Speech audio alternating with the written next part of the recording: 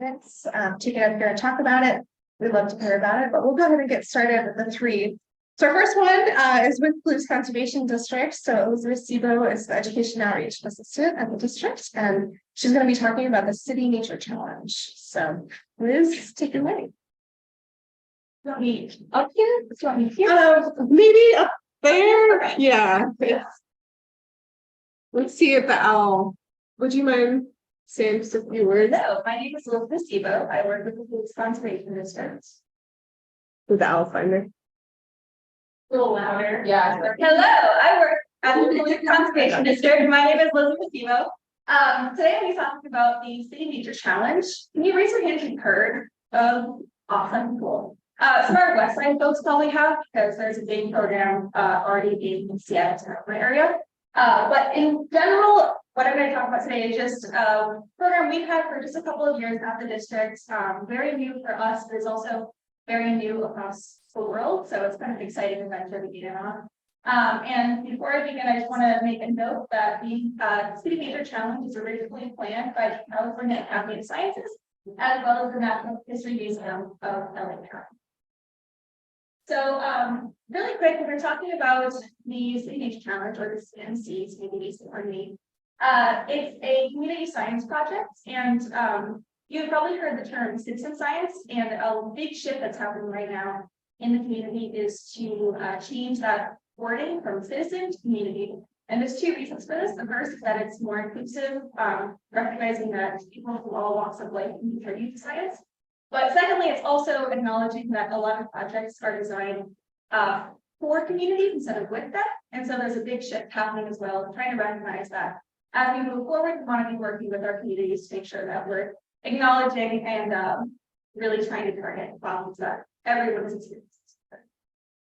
So really the City Nature Challenge, it is a BioBlitz, which means that you go out in nature for a set amount of time and try to get as many observations of biodiversity as possible. Be plants, animals, fungus, really anything can be evidence of life. But the idea is to try to just understand what all is out there in our community. So it is a 4-day global BioBlitz, and what this means is that there are over, I think in 2023, there were over 500 cities across the world participating. It is in the end of April and early May every single year, which does make it challenging sometimes for us in the Northern Hemisphere, but you also have some fun around there. And there are two components. The first is a 4-day observation period, and the second component is a week-long identification period. So not only are people making observations of biodiversity, but they're also learning about what they're actually seeing during this identification period. And finally, it's conducted by a naturalist. So that is a free app, it's super easy to use. But essentially what they do, they go out, take photos of whatever they see, and then over the next week, people will log on and help them to identify and understand what it is they're seeing. So it's a really cool way for people to understand what's in their backyard that they may not be familiar with already. So this was 2022. So we're kind of cut off and I want to show just the state of Washington, but you'll see this Seattle Tacoma has a project, and then the far right over there, that was the Blues Region project that we hosted. So there were two projects in Washington State in 2022. And in 2023, there are now 4. So really awesome growth. And we see that Thurston added as well as Spokane. So there's a lot of growth opportunity here. And if you look at the larger map, you will see there's tons of projects in America, and that's just focusing on our region, but all around the world. There's also all these people coming together at the same time to do biodiversity observations. It's really easy for organizers to get this off the ground. There's once monthly meetings that you have to do. They can be asynchronous or synchronous. It kind of varies depending on the month, but they're usually no more than an hour.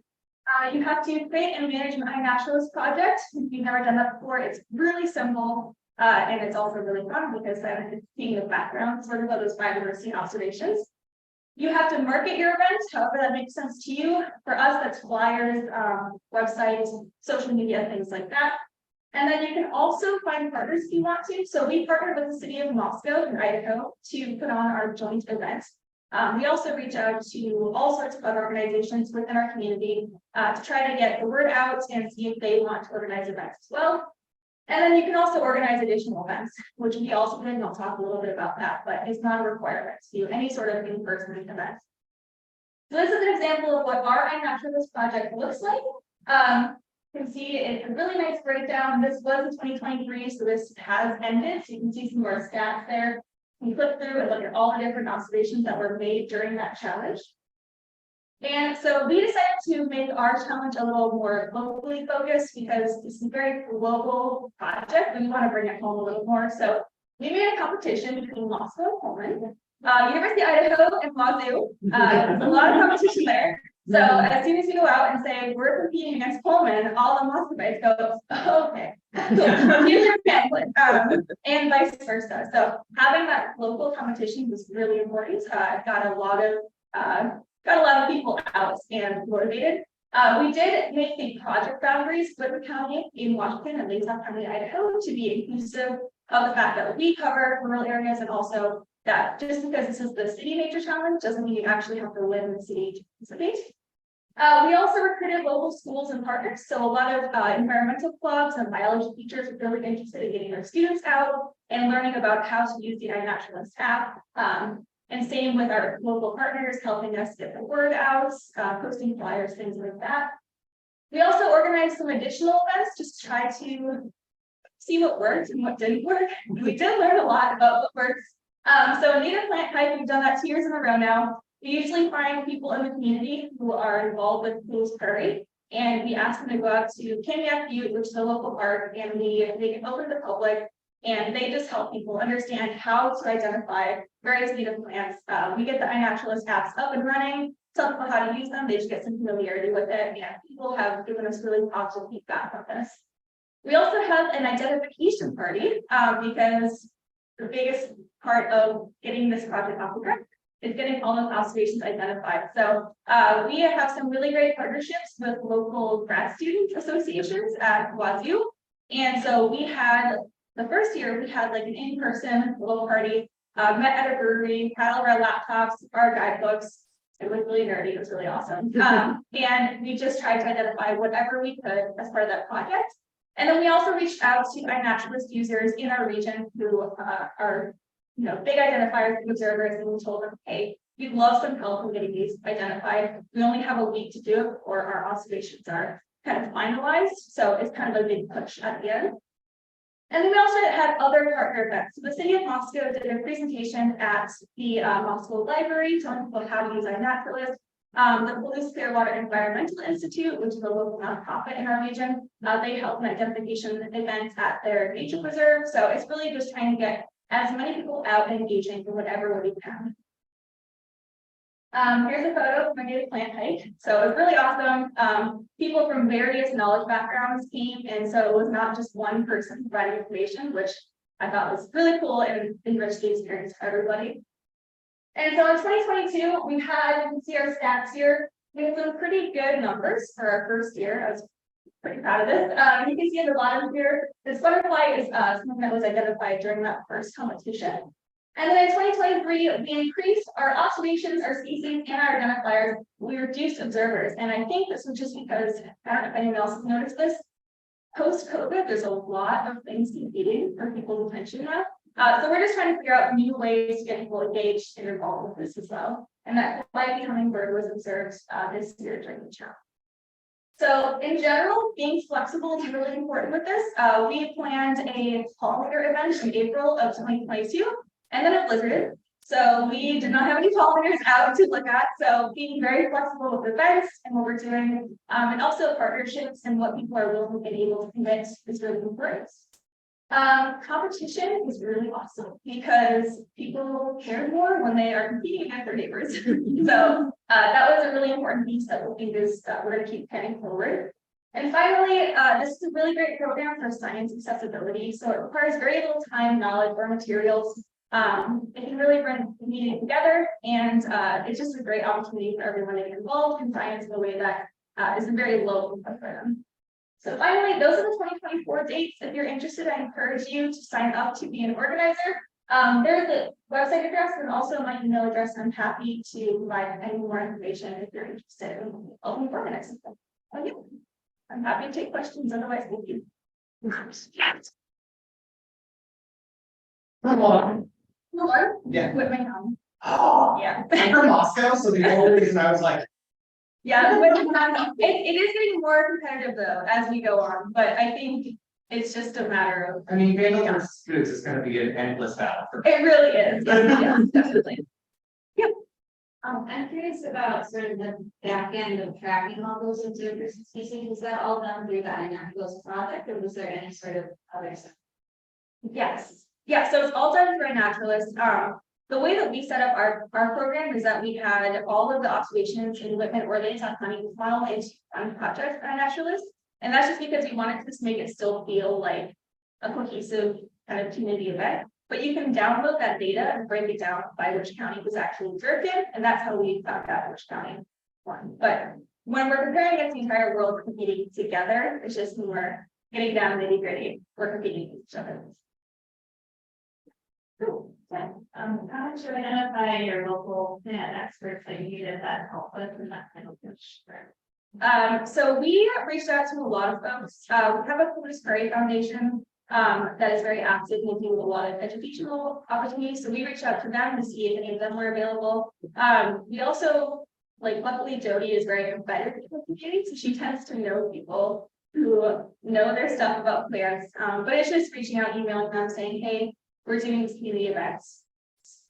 Hopefully you're willing to help us lead it, because none of us on the staff is really qualified to lead anything like that. So it really is relying on external people. The challenge is the only time that you didn't really expect.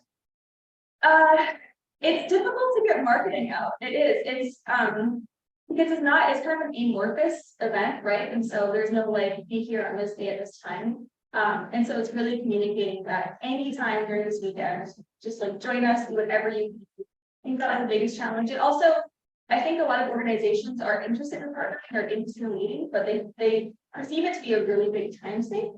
And it's really not, but it's just kind of helping to understand it's as much, or as little as you really want to make it. And you can still meet your second. Thanks, guys.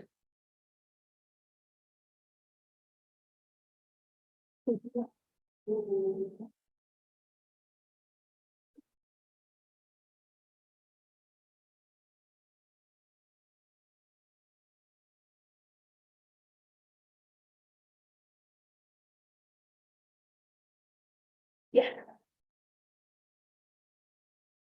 All right.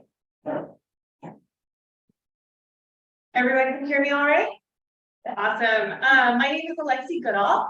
I'm the Education Outreach Specialist for Whatcom Conservation District. And I'm here today to talk about Soda Seed, which is this really cool new program that we were part of the pilot of this year. So. Oh, Let's page down. down. Oh, okay. Oh, shit. Maybe.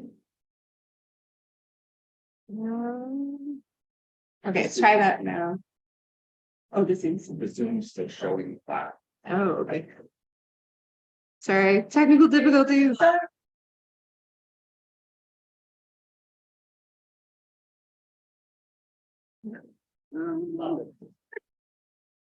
the Zoom's open.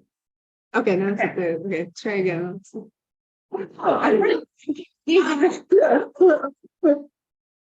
Snowden Sea is a middle school journey where students start in 6th grade up at the top of the Nooksack watershed at the Mount Baker ski area, and then they make their way down through 7th grade and 8th grade until they get out on the water in boats and kayaks on Bellingham Bay. And throughout this entire journey, they're taking they're taking water quality measurements, and they're following a hypothetical water molecule as it makes its way down the watershed. So they're learning about how water changes its different phases and what that might mean for water quality and how actions we take impacts that water quality along the way. And the purpose of this program is to get kids outside, interested in the outdoors, as well as interested in science and seeing themselves as scientists and seeing different careers in science that they might not have realized beforehand, as well as creating that sense of place and connection to their watershed and to their community. And so Nooksack Valley Middle School was the school chosen for this program. And the reason for that is because middle school is traditionally underrepresented in environmental education. Nooksack Valley Middle School is underrepresented in our community as compared to Bellingham or Ferndale or Linden school districts. Only 55% of students met science standards at the school in 2021. So there's a lot of area where we can make a big impact in helping kids understand and really get excited about science. And this type of program doesn't happen in a vacuum. There's a lot of partners involved. I'm going to highlight a couple here on this slide, and then we'll talk about more as I talk about the different field trips that students get to go to. But the Whatcom Coalition for Environmental Education, they're in the corner, or WECE, they were kind of the catalyst for the school program. So during the pandemic, WECE reached out to all of the different members of the collaboration and was like, how can we make our environmental education programming help support students who are struggling to learn on an online environment? And none of us were in schools, and so we had the time to dedicate to try to figure out ways that we can partner our different types of programs together to make better cohesive programming in our school districts. And so that kind of snowballed until we got here to Snow to Sea, which is really great, and some other programs in the community came out of that as well. I also want to point out the Washington State Recreation and Conservation Office. We received the Outdoor Learning Grant this last year, and that's how we were able to fund this first year of programming.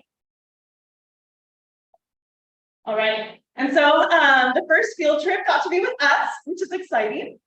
We came to their school with the Whatcom Mobile Watershed, which for those of you who are unfamiliar, is this really great tool that we generally take into fourth grade classrooms. It's got two pieces. The first half is a topographic map of the Nooksack watershed. And then the second piece is a sand table with a recirculating pump that we can model two streams. And one stream is channelized without a riparian zone, and the other has nice and sinuous with a riparian zone. And so we can show how how the water changes the landscape. And we have different toys on there to mimic different things that are in that watershed that might be impacting the water. And so we had the kids do a scavenger hunt where they were finding all the locations for Snow to Sea. They were able to learn what a watershed is, what the program is, what they would experience, and how the water quality measurements they would be taking along the way, how that might look from the top of the watershed to the bottom of the watershed before they actually got out in the field. And their first step, okay.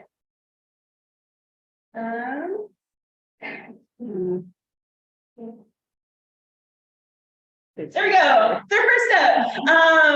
Their first step was at Mount Baker in 6th grade. So they went to Snow School, which is a program put on by the Living Snow Project, the Northwest Avalanche Center, and Mount Baker ski area, where they get to learn about snow science. So they're strapping on snowshoes, they're going in the deep snow, they're learning about snow water equivalency and how snowpack impacts the rest of the watershed along the way. And then later in 6th grade, we go to Camp Saturno, which is located in the foothills on Silver Lake of Mount Baker. And they're like learning about forest ecology and how that impacts aquatic ecology. And they're doing some fun outdoor activities like rock wall climbing and like archery. And then we get to see them again in 7th grade. We take them on farm tours. This year we went to Apple Farms, which is a local dairy in Ferndale. And so they got to meet the cows and the calves and the farmers, eat some cheese, see how the cheese was made. We took them on a wagon ride down to the stream where they took water quality measurements, and got to see how water impacts farms, and then how also farmers help protect water quality. Later in 7th grade, they go to Birch Bay State Park for part of the Salish Sea curriculum, which is part of the Pacific Shellfish Institute. And there they learn about intertidal ecology and a lot about shellfish and how water quality can impact shellfish. So they're doing oyster dissections and diversity indices, as well as taking those water quality measurements. Then in 8th grade, they set sail or kayak on Bellingham Bay. They learn about ocean ecology and more about the Salish Sea as a whole. And for a lot of these kids, this is their first time either at Mount Baker or out on the water. And so it's a lot of really great experiences that they wouldn't have gotten to experience before. And then this year, Sixth graders were able to do a science fair up at Western Washington University. They had a poster session that got to be judged by current students. They got to meet current professors and see some demonstrations and really envision what it would be like to be in college. And we're hoping to expand this in future years so that all grades get to participate in this part of the event. And then lastly, one of our critical partners throughout this whole program is Vamos Outdoors Project. They provided multilingual support for every single field trip. So we had someone from Vamos who was there translating. And then they also translated all of our curriculum ahead of time for students as well. Also provided culturally relevant expertise. So 36% of Nooksack Valley Middle School identifies as Hispanic or Latino. And so this made it critical that we could reach those students that normally we wouldn't have the expertise to be able to reach and make as much of an impact on. And so for the future of Snow to Sea, we got some funding to continue on this year from the state for Outdoor for All. We're also applying for the Outdoor Learning Grant again for another 2 years to continue this on. If we're successful in having a 3-year program, so we have one set of students go from 6th, 7th, and 8th grade all the way through. We're going to reevaluate, see if we can get other school districts involved. Blaine School District, which has also been underrepresented with environmental ed programming, is interested. And then we have a lot of room for curriculum refinement. So we were a lot of different organizations with pre-existing curriculum coming to the table and making one cohesive program. And there was a lot of room to streamline that narrative now that we have a year under our belt. We're kind of seeing how each of our different programs works and how we can interweave a little bit better. And we've had really great outcomes from this first year. So all of the students and all of the teachers took surveys after each of the field trips. And we got really great responses from those surveys. We just had a chat with the principal where he was talking about how much community building in the classroom occurred from this. So students finding friends they wouldn't normally hang out with, students building relationships with teachers, and this has been a vehicle for the school district to build relationships with the larger community as well. Because people hear about this and it's so exciting and so fun that everyone wants to hear a little bit more, which has been really awesome. And we're excited to see where it goes into the future. That's all I have. Any questions? Yeah. After the 5 schools and classrooms that work with, then like with that process, like with her schedules. Yeah, so I wasn't there for that initial part. But we have a really great principal at Nooksack Valley Middle School who was really gung-ho about getting more programming in. So they provided the transportation and lunches for all of the field trips throughout the entire thing, which made it a lot easier for this to actually happen. And helped with scheduling throughout the entire program. And I don't remember which organization. So each of those organizations that I had up on the slide have contributed expertise and connections that have helped to make this possible in the community. And so that collaborative effort of all meeting together, I think is really why we can form connections like this. Does that answer your question? Yeah. I think Annika's on too. She might be able to add a little bit more into there. She was there for more of those early conversations. Actually, it was kind of hard to hear the question, but I'm happy to provide more depth. How we initiated those connections with that school, how the school was chosen. Oh, sure. Oh gosh, okay, I won't go too far back, but the coalition did a pretty detailed analysis of which schools were being served, which grades were being served, where there was big gaps in Whatcom County as far as environmental education. And middle school and this school district really came out as one of the areas that we really needed to focus attention on and offer opportunities. So then it became, once we built the Connections program, which is in Blaine and Mount Baker School District, which is similar but different, and that's kindergarten through 6th grade. We said, gosh, what can we offer for middle school? Hardly any environmental education organizations offer anything for middle school. So it's always been sort of a challenging group to reach because they aren't now in individual classes, I guess. So once we reached out to them and said we might have this opportunity, and then the outdoor learning grants came up and formulated like a quick abstract, and the principal was like, absolutely, let's make this happen. And it was good that we were able to do it in this last school year because there was so much more funding, that because we still had a lot of the COVID funding still funneling into schools. So they felt like they had enough support staff. This next year is going to be a bit more of a struggle as they're seeing budget cuts throughout all of the school districts that we have here in Whatcom County. But I feel like finding that advocate and really working through the school board, the principal, and then meeting collectively with the director of teaching and learning through the middle school was also a critical element.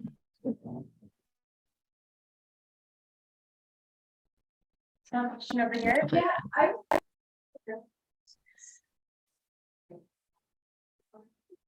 Yeah, not necessarily, because that school is still further away from some of the opportunities. Like, because it's spanning the entire Nooksack watershed, and the Nooksack watershed basically spans the county. Any school that we reach would be limited for some field trips and not for others, and how far the distance would be to get there. And again, that's one of the boons of having the school district provide the transportation. They were game as long, like we worked really early on with the teachers and with the principal of like, okay, so how long can we make these field trips so it's feasible for you to get there and come back? What days work the best? And we structured the programming a lot around what was feasible for the school, depending on transportation, when we were initially developing each of the field trips. So looking into the future, if we were working with different school districts, we potentially would have different field trips for all the different. Potentially, or different timing, yeah. Yeah. Yeah, I'm really interested to hear a little bit more about the farm tour trip. Yeah, it was really fun. Yeah, so we took one like class at a time. So there were 6 different 7th grade science classes. And so each class came onto the farms. We split the class in 2, so each class had about 25 students. So we had about approximately 12 in each group, depending on, you know, that map. We split them into 2 groups. One group started with the stream ecology portion, and then the other group started with the farm. And so the farmer we worked with was amazing and super engaged in talking to all the students. And we also partnered with Whatcom Family Farmers for part of that as well, utilizing their expertise and some of our farm planners on staff who are talking about the different water quality elements on the farm. And so they toured the whole farming facility, seeing how manure management was happening, seeing how the cows were fed and taken care of. They met the new calves, which was a highlight for most. The hooks draw them in. And then at the same time, the stream side would be taking the wagon down to the stream, which is at a lower location. We showed them a floodgate that we installed on the farm several years previous. So something I didn't mention is a lot of these kids were highly impacted by the 2021 floods in our area. This was the school district that Sumas is a part of, as well as Nooksack and Everson, all of which sustained some heavy flooding. And so floods was something that we had to be really cognizant of and really careful in how we talked about with the kids at the different field trips, because a lot of them had some trauma from that event. And so they had a lot of questions as well about water and flooding farms. And so getting to show them the floodgate about how we can mitigate flooding on farms in different areas was a really cool experience. And then at the stream, we led them through turbidity, dissolved oxygen, pH, macroinvertebrates, and several different things. Everyone came together for lunch. We did a cheese tour. So they have a big window overlooking their cheese facility there. They make artisan cheeses. So the kids got to see the cheese being made and sampled some of the cheese in the swap.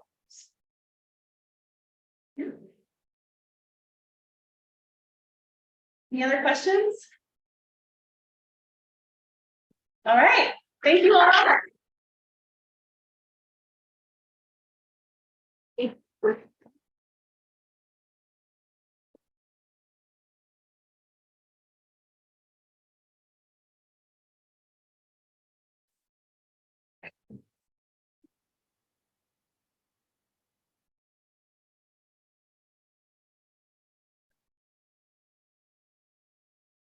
Oh, goodness. Okay. Just left one else there.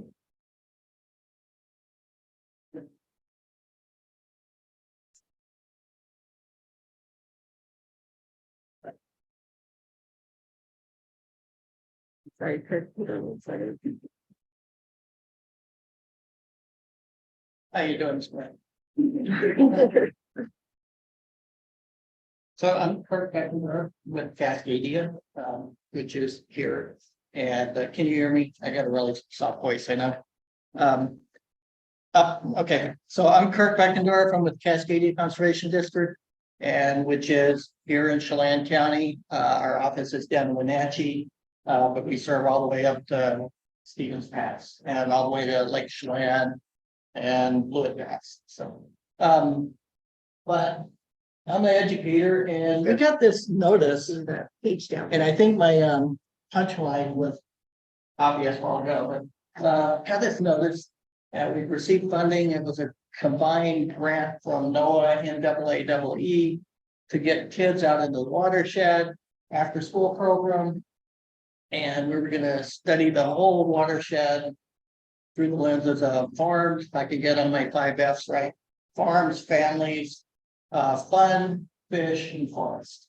And so we're gonna take kids for 2 years after school and in the summer, all over the watershed. And where's my advantage here? Yeah, the page down there, up on the left.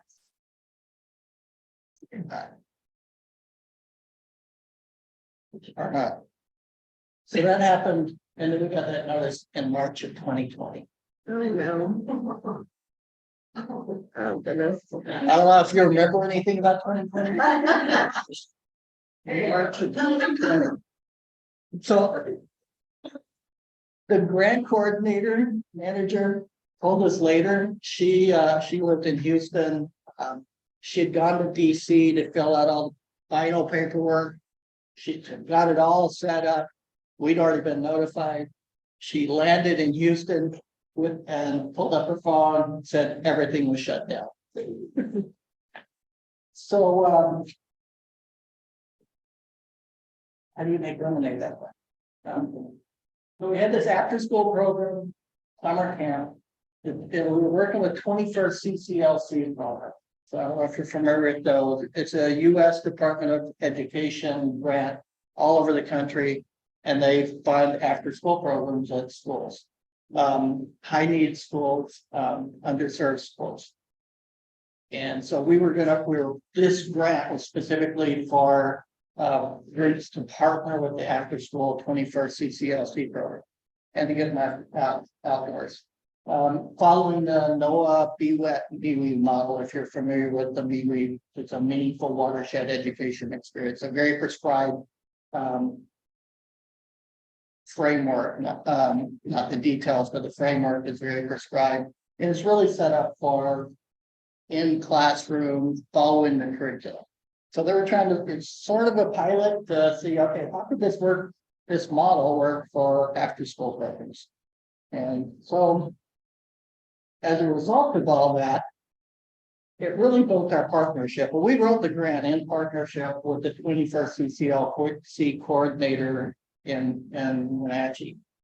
We met very frequently, but as a result of all that, we really started partnering, because how do you implement when, like we all did, going through that pandemic outdoor? So we actually problem solved. We met with the coordinator. This is one of the coordinators with the mask. No, nobody else has mask. It's a crazy time. So we met frequently, like weekly, trying to figure out how are we going to implement this thing in the middle of COVID. And so we came up with all sorts of plans, and this isn't a COVID presentation, but we actually did implement. A lot of grantees didn't implement for another year. But we would Zoom. Icicle Ridge is right up there.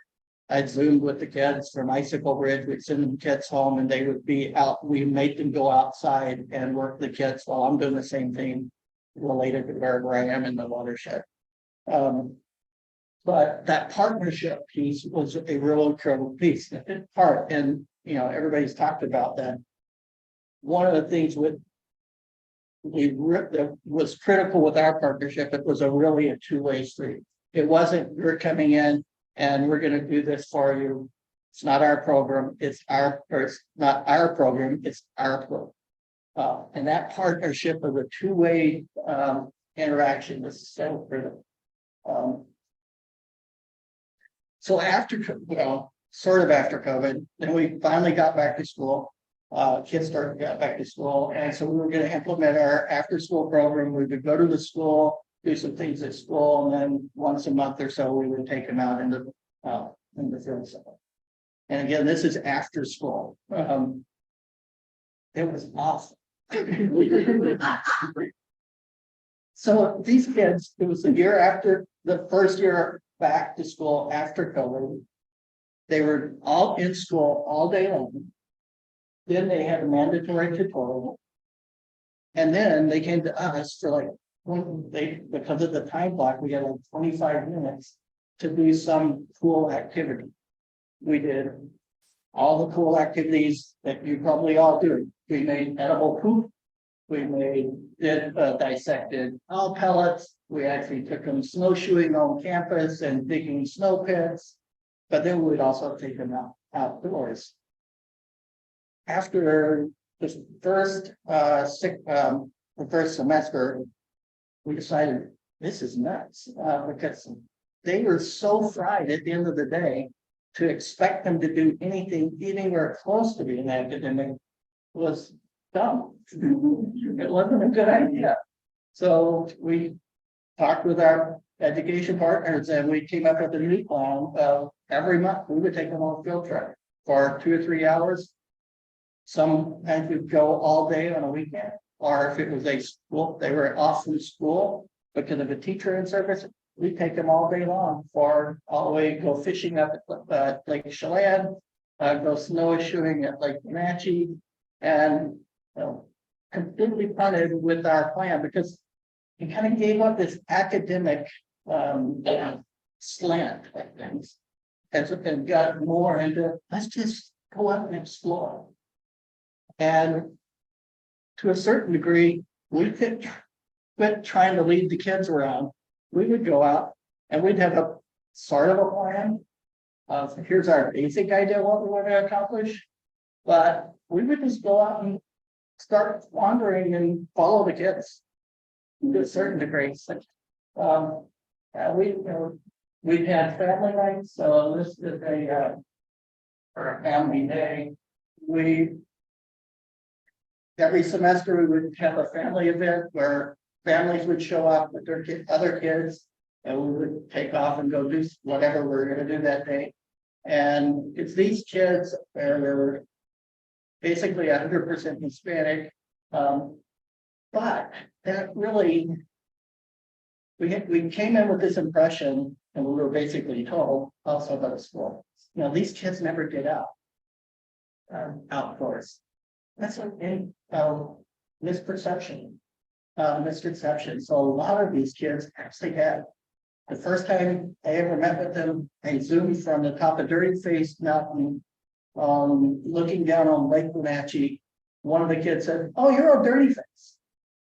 These kids get out, and we have this misconception that they don't because they're poor Hispanic or whatever. But we really kind of got out of this academic slant because we weren't in an academic setting. We wanted to get the kids out, have fun, let them explore. And they still have so much fun. And we take them to restoration sites and do some restoration work. So same thing with camp. And we do have sort of academic. We have you're familiar with the Crumple watershed activity. We have a version of that we use. This is actually the Wenatchee River. This is Lake Wenatchee. I don't know if any of that data or anything. But we took them to above Lake Wenatchee to the White River, and they actually get water out of the White River and then pour it here. And hold their paper in a way that it would follow down to Wenatchee where they go. To show them that. But then we go out and play. And it just build a little more. Explore life in the lives. So again, we're really getting away from that forcing this academic setting. So several key points. So David Sabell, we're trying to really create transcendent experiences. Forget these random nature facts. Obviously, they're important. And Burroughs, you don't free the level of enjoyment of nature. Otherwise, a whole bunch of facts. These true partnerships, really, really important.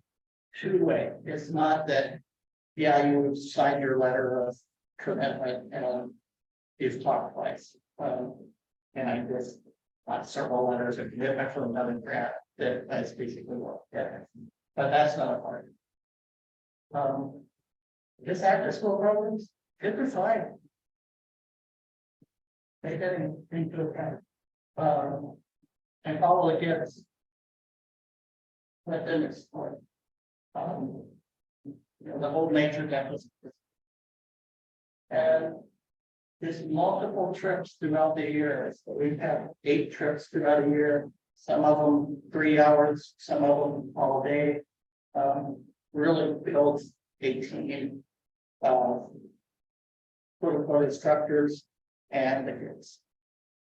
Okay. That's what we do. And are doing. So that's funding, and that funding's gone, ran out. We're piecemealing other funding sources and writing new grants advice like the other. To try to do that.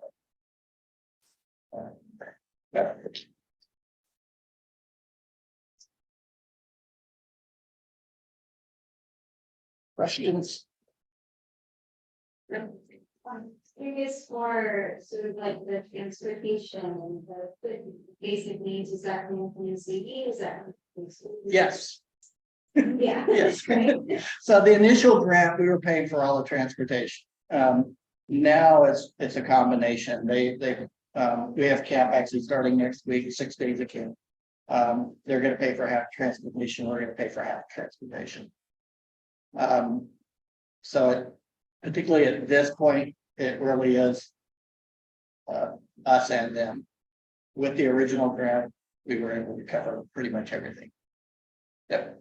So the 21 CCLC, is that run for you guys or is that run for the school? That is a school program. Yeah. And they're all over the country and they're high need schools and there's a whole criteria.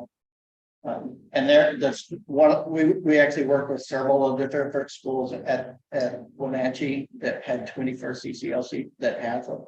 And those are grant funded, and so they're actually having to rewrite it right now for some of those sites, because every site's under a different grant. Yeah. So could you say something more about the last point there, not one-off trips? That's really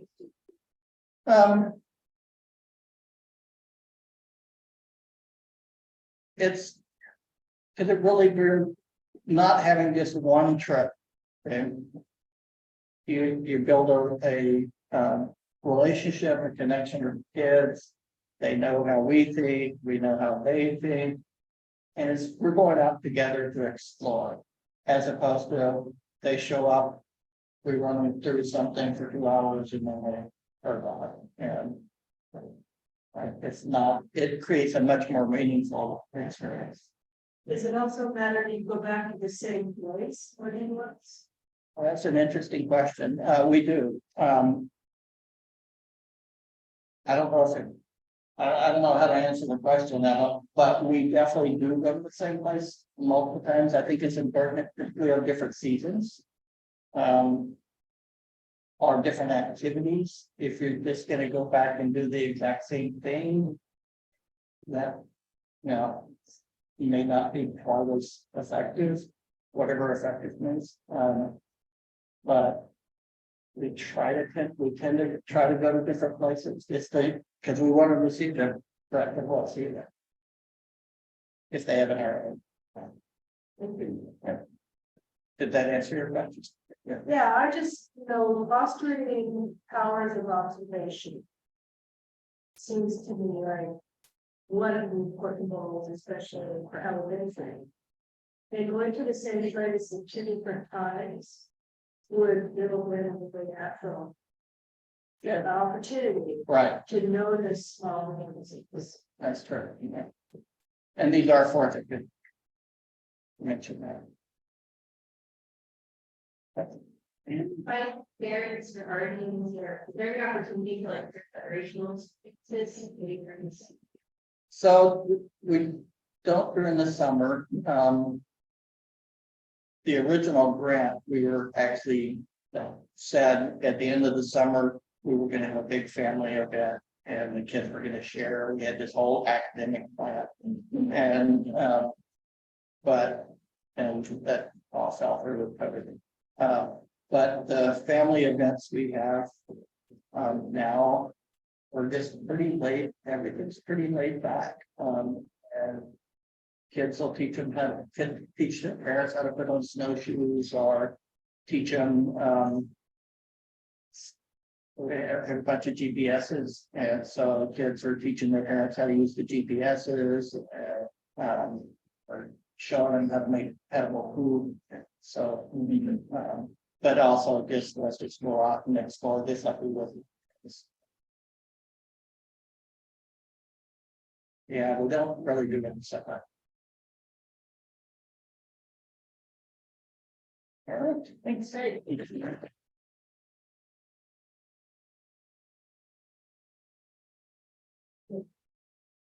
Right, thank you to our presenters for sharing about those projects. That's great questions. Obviously, please feel free to pick these guys' brains if you have more questions throughout the day and tomorrow. So we are at the end of our session right now at 9:50, and I want to be respectful of your time. So we do have some networking sessions built in tomorrow. So that would be another great opportunity if there are if you have an innovative project you're wanting to share out, we do have some time, hopefully, in the next day and a half that be able to share that. So, so the next session here starts at 10:30. So you'll have about 40-minute break here in between. And their drinks, if you guys haven't found them, Quail's the closest one that drinks. There's water in here, but the next building over if you need coffee. Thank you, and thanks for those online. So.